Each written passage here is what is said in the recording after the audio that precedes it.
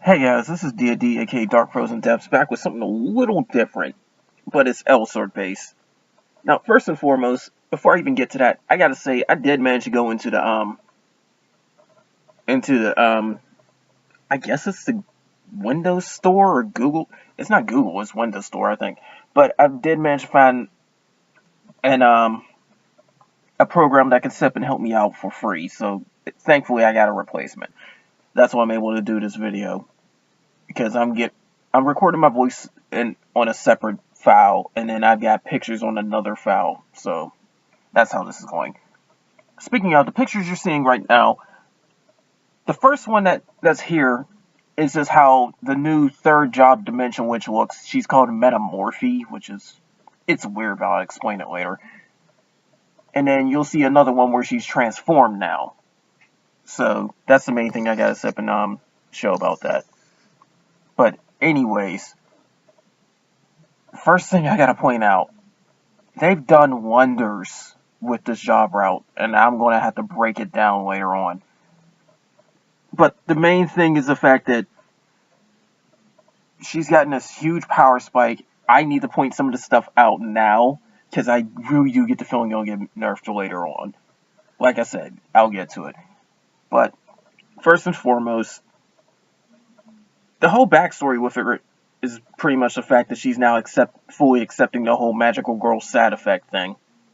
And if you really want to be honest, her first two routes, they were magical. I mean, her first two changes, they were magical girl based, but they were more idol based. It even says it in a wiki, which I'm looking at right now as I'm recording my voiceover.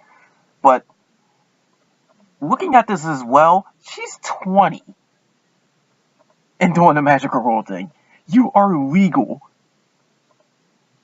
So you can't even call her a magical girl. She's more a magical adult or a magical woman. I don't know. I mean, I guess she can still pull it off because she's young enough to still look cute and everything. And really, at first glance, she does look like a teenager at most. So closest thing is probably Sailor Moon, which they keep referencing. But her powers is more along the lines of pre-cure or pretty cure, whichever one you want to call it. Just don't call it Glitter Squad like freaking Netflix.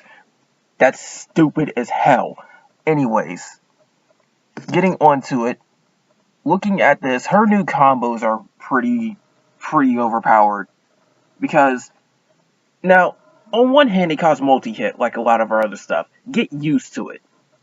If you're doing player versus player, get used to the multi-hit. She's all about building MP and, for the most part, feeding it too. But you still sort of got ways around it? I don't know. But here's the whole thing. Now with her ZZZ combo, instead of doing the last Z, you can opt for an X. And you probably shouldn't be doing the last Z anyways. But you can do ZZZX. And what this does is do, like, okay, if you remember the little energy trail thing she's had before, now it's just a whole bunch of the little sparkle dots or whatever. And it just, they call it star energy for some reason. But it's just rapidly hitting an area. And then the other one where she does a dash X, she can do a Z instead of a second X. So instead of doing the trail pull thing, you're doing pretty much a miniature version of Screwdriver. Yes, I'm literally calling it that because here's the thing about it. It still pulls enemies, even from behind you to the front, and it's pretty much got the same properties as Screwdriver. So it's like a mini Screwdriver. It's going to do like multi-hit for that one, but it's way less damage. Now what makes these combos pretty OP, they're both super armor. During the drill part for the Screwdriver combo, or doing the little glitter part for the ZZZ combo, you are under super armor for the last parts of it. Which means she got a few seconds of super armor in another combo, because she originally can do it with the full X combo, which was X, X, X, and then you hold down the last X for a charge move. It's the worst. This is the worst I should have pulled off with because Starball ain't going to get full hits, but still. That means she now has 3 super armor combos. Oh, and by the way, a little off topic. I recommend using that XXX charge X on the other 2 Aishas, especially the VP route, which is called Oz Sorcerer, because that supercharged Dark Ball does special active damage. But anyways, these new combos for Metamorphy, I can see some abuse out of them. I really can, especially in dungeons, because that makes it a very easy grouping ability. I don't even think you need to get Wormhole anymore, because this can group them very quickly. So I might be dropping Wormhole. Wormhole. The only reason I can really see using Wormhole now is for the proc rate. But this also procs as well, so I don't know. But it does give her a little bit more manipulation when it comes to grouping or trying to keep enemies in one spot, because you know we can still wall rape the crap out of them with Impact Zone. But I'll get to that later because there's some changes with it. But speaking of the changes, we got to go into the Force Change skills. Now, these Force Change skills have all gotten some interesting stuff here. You're about to hear clicking noises too because I didn't have the tabs up, apparently. But starting with the one that was listed first, Screwdriver got Force Change. I was hoping for this. What they did was made it do like a little mid-air dive thing. And it does work like the old Screwdriver Driller. I was hoping on that. But here's the catch. It says it works exactly like that on LWiki.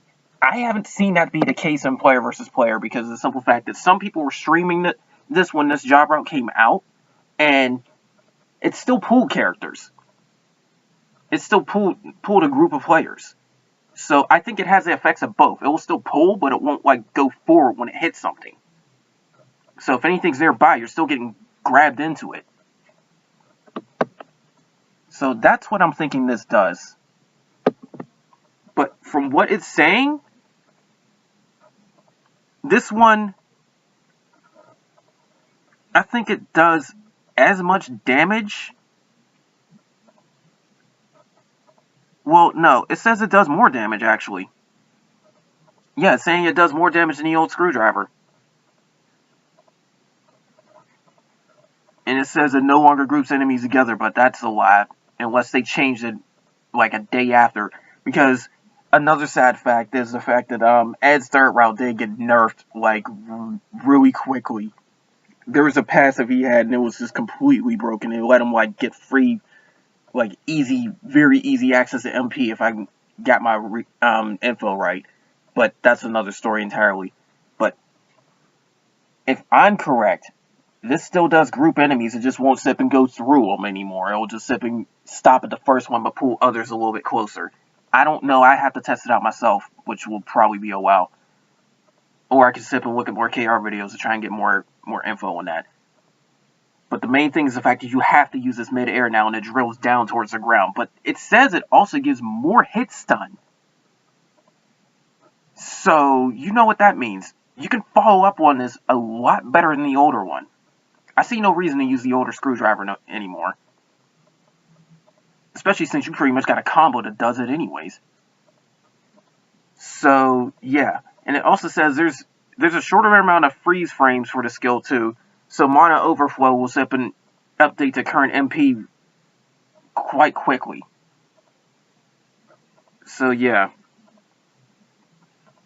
And naturally the first hit does the most damage, and then the multi-hits that land on anything else afterward do more.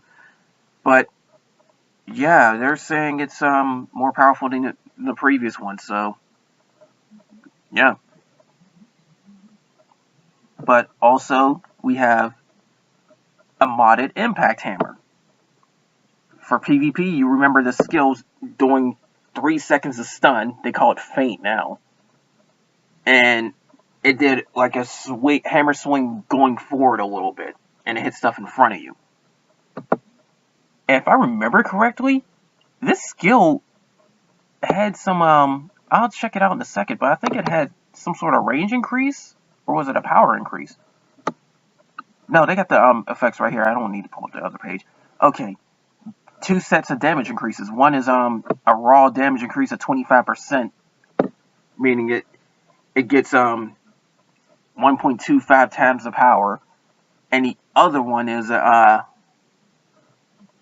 increases MP usage but also ignores defense partially. So that's automatically making it more powerful. But here's the whole thing about this force change. It causes an area of effect type stun.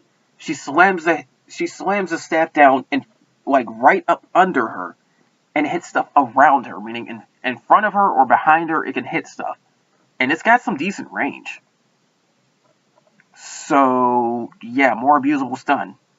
And keep in mind, you cannot resist stun effects fully anymore, so you will at least get stopped at some point. And quite frankly, depending on how fast this is, I usually tend to lead out with Air Stunner as well, because Air Stunner comes out lightning fast, lets you react really fast to it. It's almost flawless. So if this reacts just as fast as Air Stunner, or at least close enough to it, you've got something abusable. You got something very abusable. Either way, it's going to stun a wide range. Now, I can't see you using it in dungeons. I really can't. Unless you really need that defense ignore, but there's better options for it anyways. But the simple fact is that you can sit up and dish out some crazy range of stun with this now. It is rather strong. Now, here's the one I wanted to get to as well. Impact Zone. This one is interesting with how they did it. Now, instead of sending out that little field that just goes forward for like 8 seconds and deals up to 32 hits, this one does another AoE type change that has about as much range as Supernova. Like if you use Supernova and there's nothing nearby to boost its range, and you don't have the range increase trait either, it's about as big as the range as that.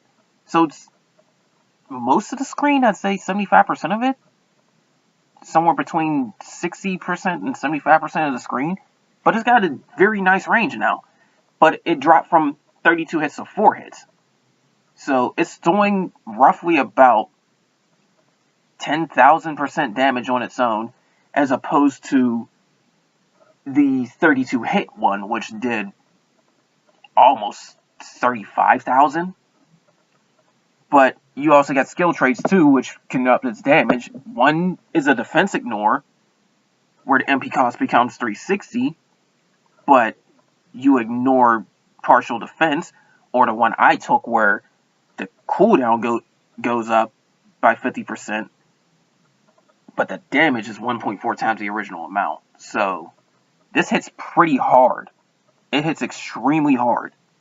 And there's another change too that they did with it as well, where if you take the forced version, then the little debuff where you can't move and jump and all that, it's cut in half. So it's more like this. Do you want to use it as clearing with the force change, or do you want to use it as pretty much damage with the original? But the thing is though, damage for the force change versus the original, the original is clearly superior if you can get it to stick to a wall. And there's a lot of walls in the game that let you do that. Matter of fact, most boss rooms have a wall that lets you do that. But when it comes to the force change one, that's probably better to use because you're pretty much guaranteed to get all the hits in. So yeah, this is looking pretty good here. And also keep in mind that the force change one has less cooldown than the original. Or if you sit up and get the enhanced version of the original, it will have less change than the normal one. I don't know. The cooldowns are different. Looking at LWiki, it's got weird info, but yeah. Now we're going to start going into some really broken stuff here. First and foremost, she gets a passive called Makeup Enchant, where magical makeup is enhanced. However, there's some effect she gets while she awakens outside of magical makeup. If you awaken, magical makeup's MP cost is cut in half. And her skills all have a reduction of 30% of their cooldown. That means that your skills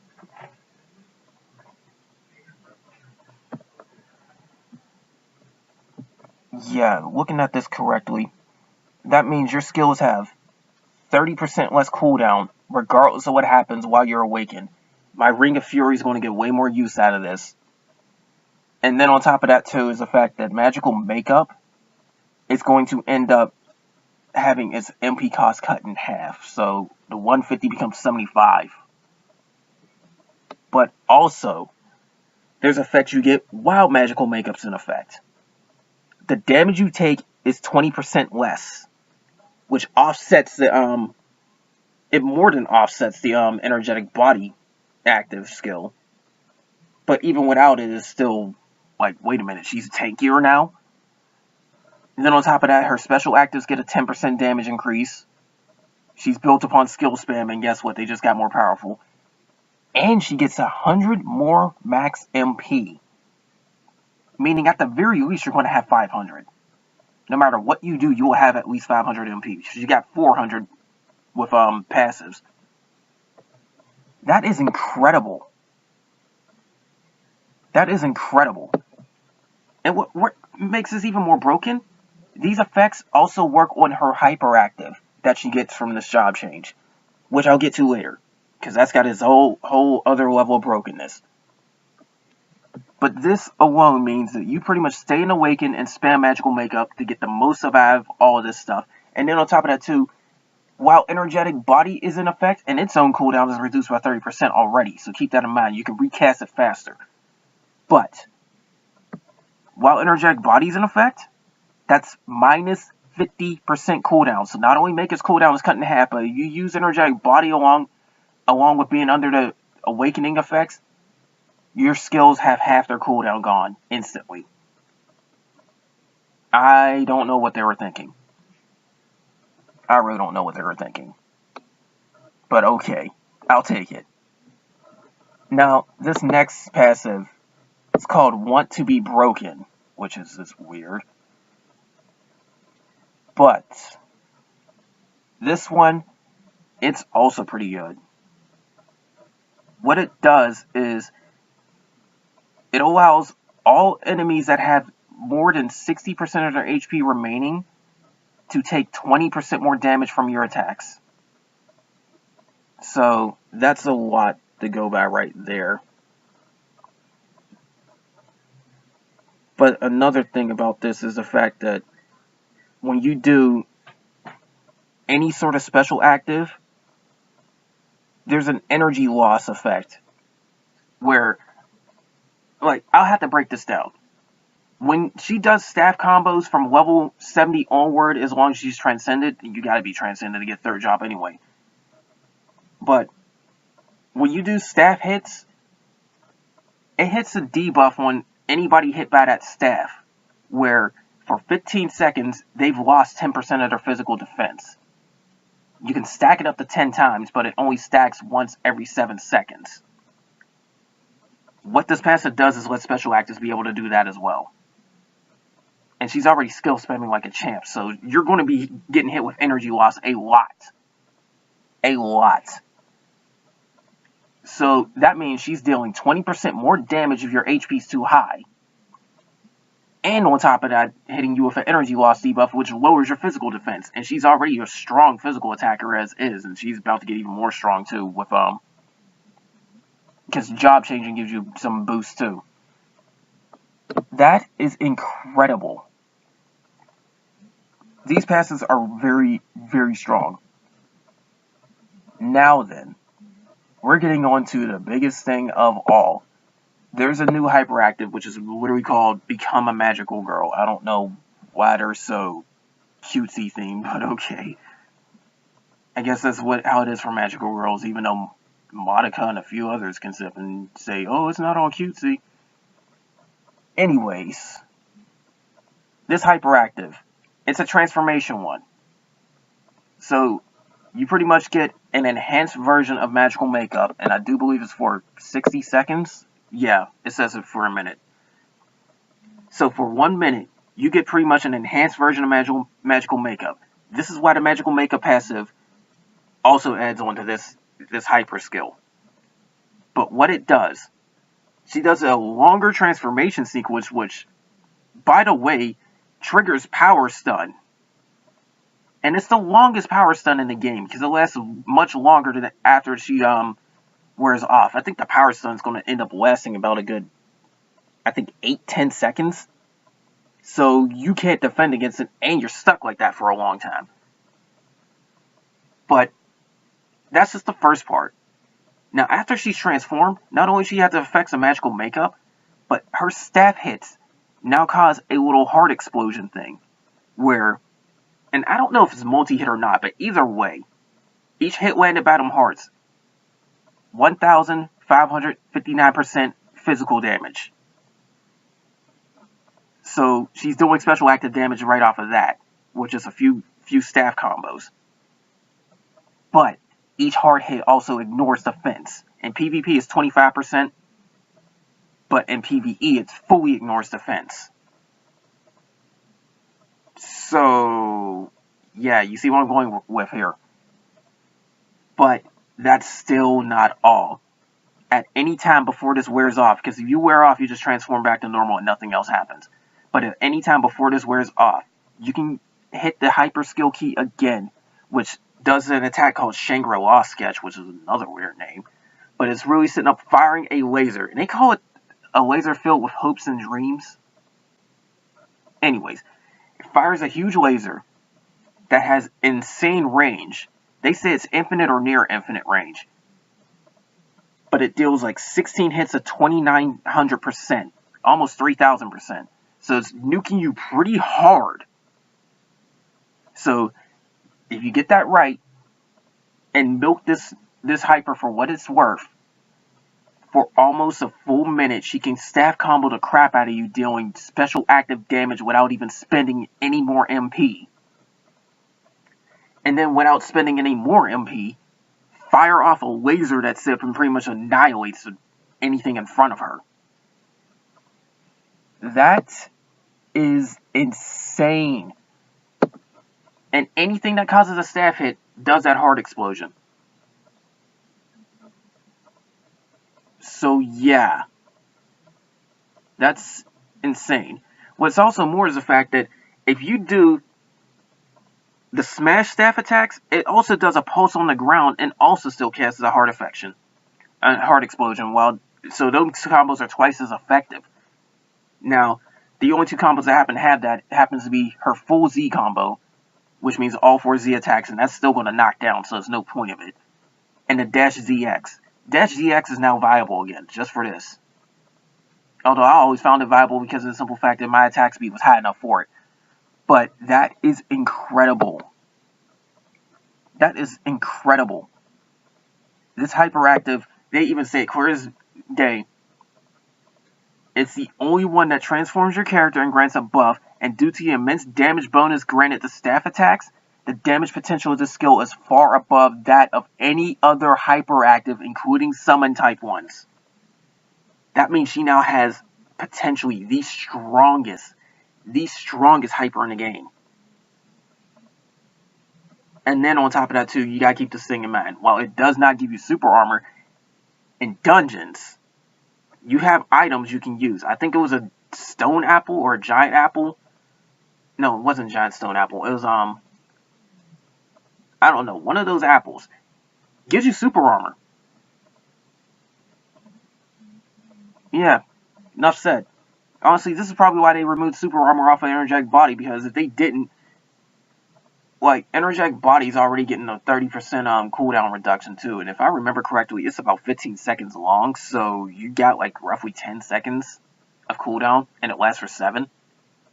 I can probably get ERP and just have Energetic Body keep getting spammed, which I'm probably going to do, because that's going to be a grand total of 75% cooldown reduction when it's all removed and when everything's in effect. But the whole thing with this is the fact that you could pretty much just spam energetic, spam this hyper, spam magical makeup. You'll get some insane damage boost. I've seen people sit up and clear Edge Fusion Theory in less than a minute with her with all this stuff. One of them not even using skills, but just a hyper alone. So yeah, you see why I'm saying she probably will get nerfed. I almost guarantee you she will get nerfed. That is insane. But last thing I need to point out too, because the other image should have came up by now. You probably noticed the difference between her normal appearance and her transformation appearance. Her normal appearance kind of reminds you of DW, but got a little bit of a Starry Space theme for the skirt now. But the second one, if you notice, her hair sort of got a little bit pinker and got the little Starry Space theme type thing too, and the skirts shine a little bit brighter or whatnot. It seems like she's pretty much implemented time and space into her outfits now. I don't know the full backstory with her, but the main thing is the simple fact that she pretty much fully accepted everything about her powers and of course, gained more power from it. That's an understatement. In-game is insane. In-game is insane. Anyways, I'm definitely looking forward to this job route. Even if they nerf her later, it's still quite a huge step up, especially considering the fact that, again, jumping into third job gives you another stat boost. And from what I'm hearing, it's an insane increase to her physical. They're going to give her a lot of physical just from this jump. So, look forward to it. Anyways, that's all I got for this. And you'll expect more Elsword videos pretty soon, because once this third job hits, it's over. It's over. I've seen some stuff I liked about other classes too. Like I'm liking TT's stuff, Tactical Trooper, and I'm liking Oshra's stuff too when they sip in advance. I plan on advancing them as well. But Dimension Witch, done deal. Hands down the best Aisha now. She might be one of the best, if not the absolute best physical attacker now. I don't know, but she's definitely jumped up quite a few tier ranks among that. But that's all I have for this now, guys. Expect more Elsword soon, and take care.